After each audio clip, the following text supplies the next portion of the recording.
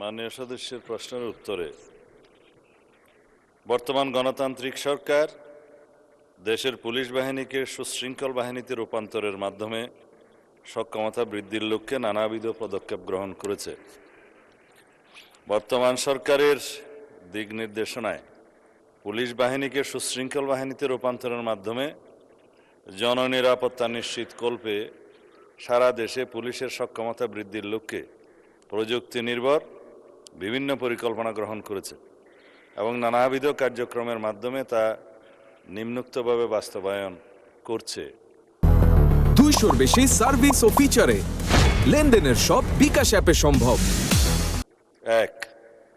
জনগণের নিরাপত্তা নিশ্চিতকল্পে বাংলাদেশ পুলিশের দীর্ঘমেয়াদী প্রেক্ষিত পরিকল্পনা, মধ্যমেয়াদী কৌশলগত পরিকল্পনা এবং স্বল্পমেয়াদী বার্ষিক পরিকল্পনা প্রণয়ন করা হচ্ছে।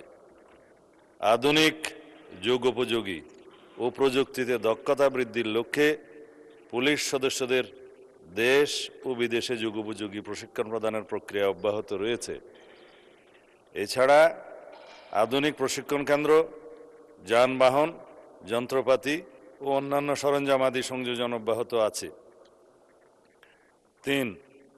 বৈজ্ঞানিক পদ্ধতিতে তদন্ত প্রক্রিয়া এবং প্রযুক্তির সুবিধা ব্যবহার করে জনগণের নিরাপত্তা নিশ্চিত করার জন্য বিভিন্ন কার্যক্রম অব্যাহত রয়েছে।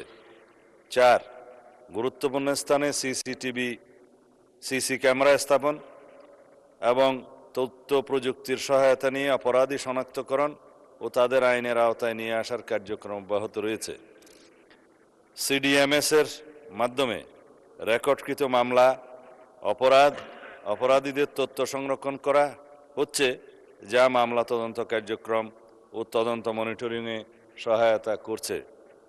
থানায় অনলাইন জিডি ও অনলাইন পুলিশ ক্লিয়ারেন্স চালু করা হয়েছে।